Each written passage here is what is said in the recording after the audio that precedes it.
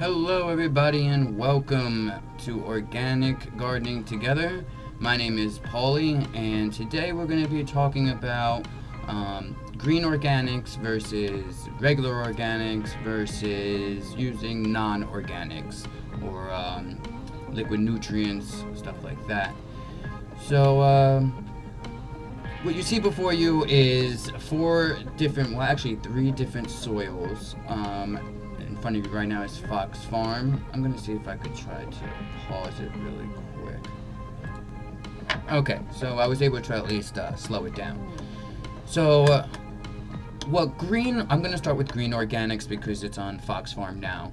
And this is what I use for my indoor plants. And with green organic soils, when you're using them, it's all about having a healthy microbiome in the soil, healthy bacteria and healthy fungi in the soil for the plants to have a relationship with. Now, it's pretty interesting because we all know plants don't have mouths, right? They're not going to eat the kelp meal and the oyster shell and the shrimp meal and bat guano. The bacteria is going to eat it and break it down and provide nutrients for the plant. Make it into a plant soluble nutrient for the plant to uptake.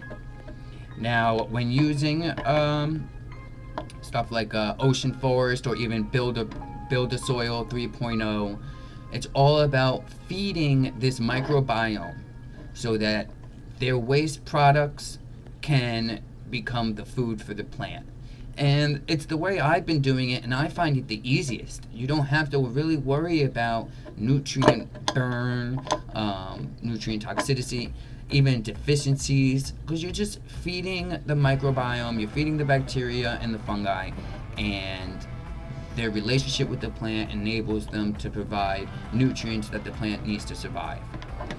Now, it's very interesting because their relationship with fungus is they provide fungus sugars and starches in exchange for nutrients. So when you have a healthy mycorrhizae, what a mycorrhizae is, so a fungus, when you think of fungus, you think of mushrooms right away, right? Mushrooms are only the last step in their life cycle. It's what they use to spread their spores around and start the next generation. So most of what fungus is little white stringy things that's in the soil. And that's the form fungus takes for the most part, unless it's going to be a mushroom and then it's spreading its spores. So this is what I mainly use on this channel is green organics. Feed the soil, not the plant. Make sure you have a healthy microbiome, meaning a healthy ecosystem of bacteria and fungus, to provide a healthy environment for your plant. That's one thing about non-organic liquid nutrients. They do make your plants grow a little quicker, but there's so many things that can go wrong. Too much of this, little bit of that. It's like, why don't you just do it as natural as possible, the way it's been doing it for millions of years? And I find it easier. So that was Fox Farm Ocean Forest. I find it the best of the bunch. What you see here is Nature's Living Soil. This is another option you can take. This is a super soil concentrate. Basically, you take, you want a bare potting mix, non-fertilized, nothing in it. And you put about it depends, I believe, a cup or 2 cups on the bottom of the pot. And then you fill up your pot. I mean, it depends on the pot size, of course. And it's got all the amendments that you see in Ocean Forest, plus more.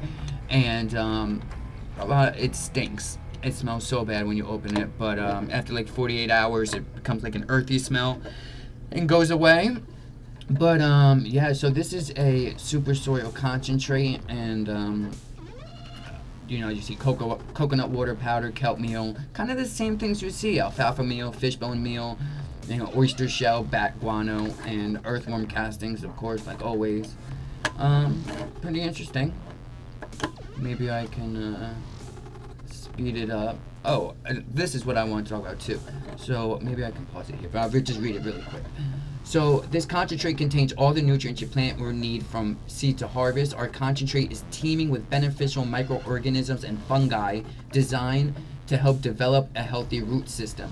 These microorganisms form a symbiotic relationship with the roots to provide the roots with the nutrients they require in a form that is readily available to the roots. So another point that I really want to make is healthy roots, healthy plant. What you see above the soil is a reflection of what's going on below in the root system. So you really need to take care of those roots, and again, that's just having a healthy microbiome, a healthy symbiotic relationship with the microorganisms in the soil. Now, kelp meal, alfalfa meal, all the amendments, they're not going to be there forever. It's a food supply for the fungus and for the microbacteria to eat, and their waste product is for the plant, like I said before. So when using green organics, after like 3 months or so, you want to replenish the soil. I use mushroom compost most commonly. We'll talk about fertilizing in a future video. But yeah, so a healthy root system is a healthy plant. Really, it really is. So what we're gonna see here is organic. So we're moving away from green organics and just moving on to what's considered straight organics. If you're doing an indoor grow, a lot of times people will use cocoa coir as a medium and then use organic amendments, feed the microorganisms in the cocoa coir. So I have an avocado plant, and I couldn't find any mushroom compost at Home Depot, so I bought this. It's the closest thing. I saw organic on there, so I ran to it. And I have an avocado plant, and it just needed to be supported while it establishes its roots, and that'll be at the end of the video. It's just like a little bonus video on how to tie an avocado plant. But back on topic. So how this changes from green organics to organics is, for the most part, you're no longer feeding the soil. You are feeding the plant directly with organic nutrients. So basically taking those alfalfa meal, shrimp meal, all those amendments that we do in green organics, and processing them to a form that is readily available to the plant directly. Now, this is considered organic, and a lot of people like it. It's not a bad way to go. Anything organic, I'm there for.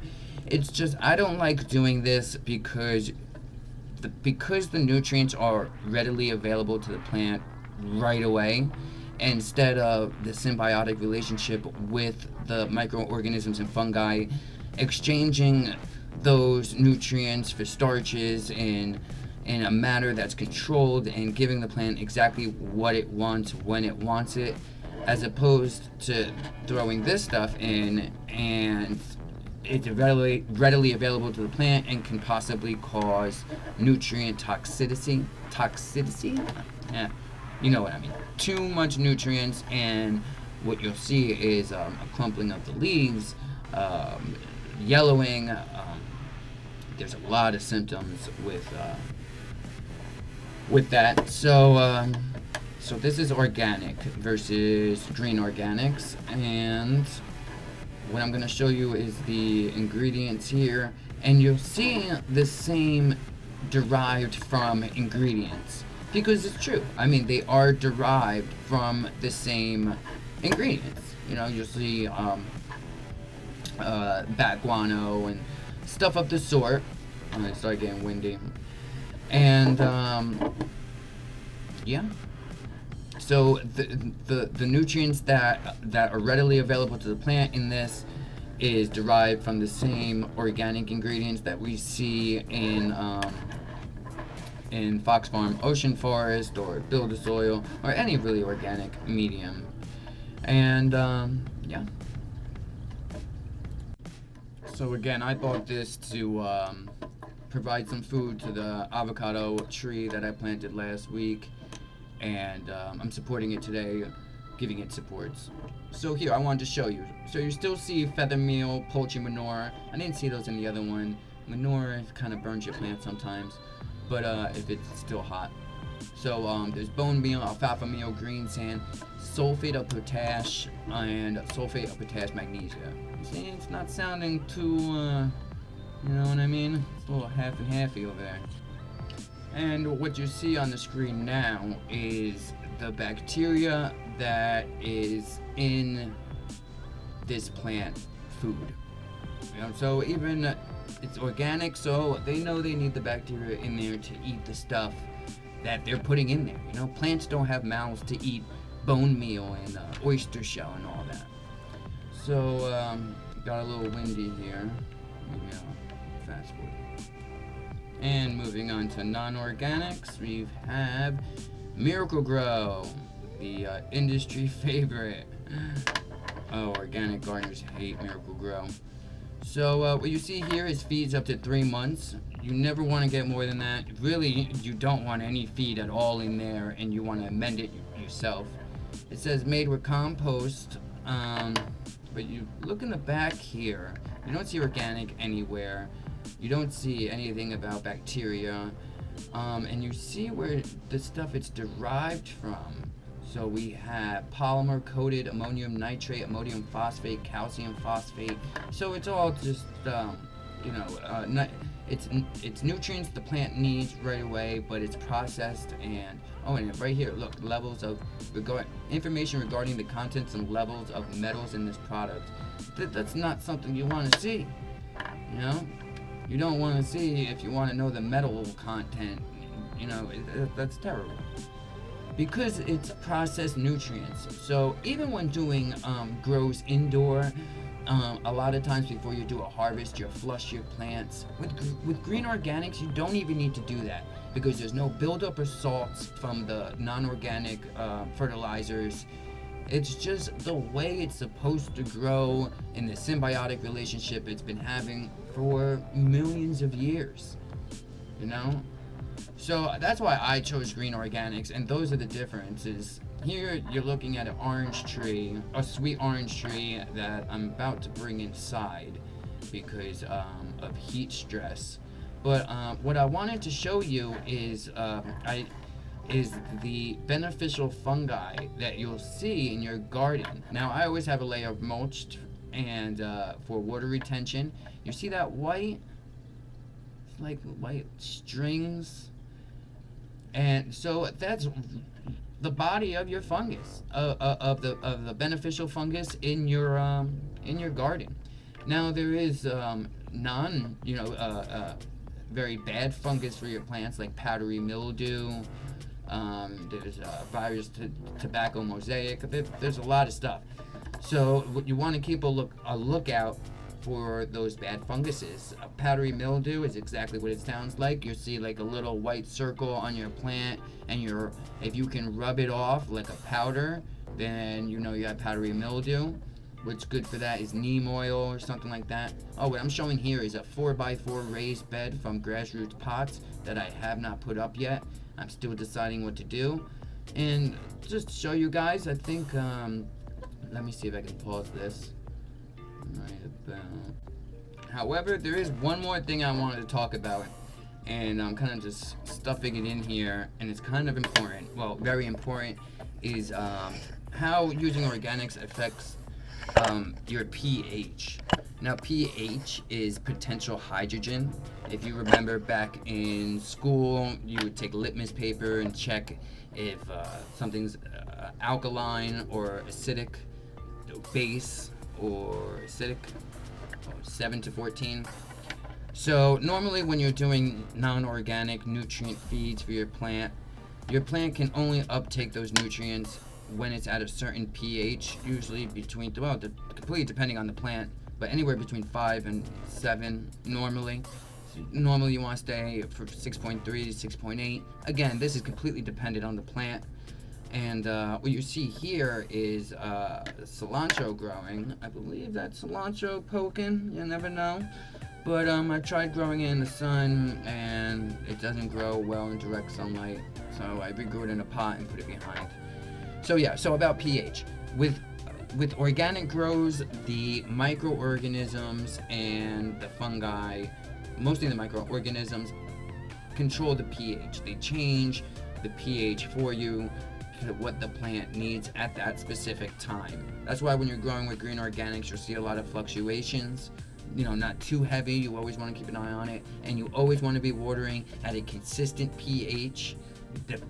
So consistency is key, especially when it comes to plants. And you can put your pH up and down with a tester, with lemon juice. We'll go into a whole pH episode. But again, not having to control your pH so readily and completely on top of it, and having it possibly detrimental to your grow is a huge upside.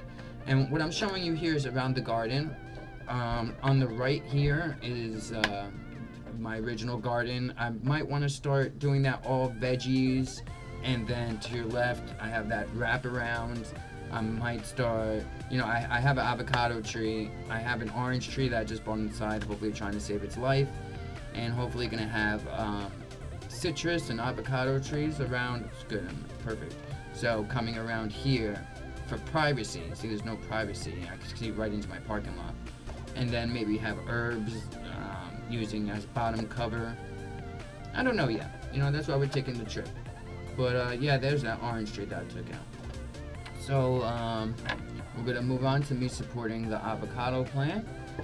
And yeah, anything else I think of to say to you? There is one more thing I do want to say about growing and understanding your soil is the rhizosphere. The rhizosphere is the area directly around your roots, and overwatering and underwatering can affect the breathing of those roots, the nutrient uptake. Overwatering can be detrimental to your plants, really. So you really want to do your research on your plants. I was overwatering this avocado plant. The drainage, I shouldn't put any Fox Farm half pot because it holds too much water. I should have gotten a specific well draining soil, but I didn't. So what we're doing here, but it's still alive, a little droopy. It's just establishing itself. So what I'm showing you here is the correct way to support a tree, a citrus tree, a NOA, or a young tree.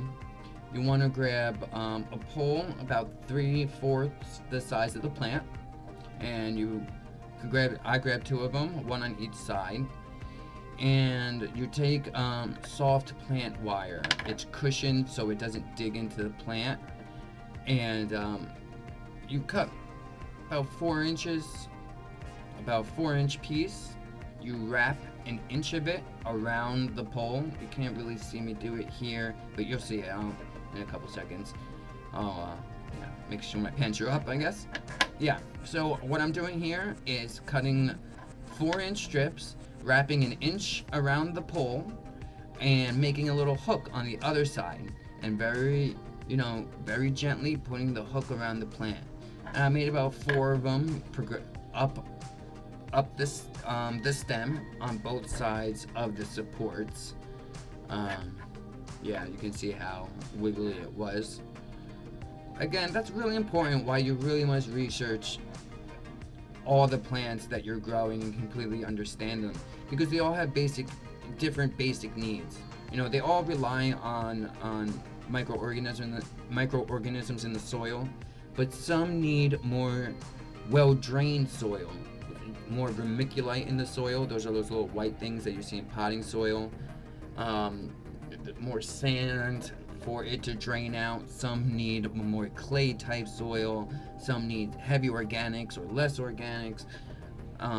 Yeah, so every plant's different, and that's what I find fun the most about growing all these different varieties of things and throwing it into my garden. Is every plant has their own little challenges, and it's quite fun to, I find it enjoyable, and I find it a fun hobby.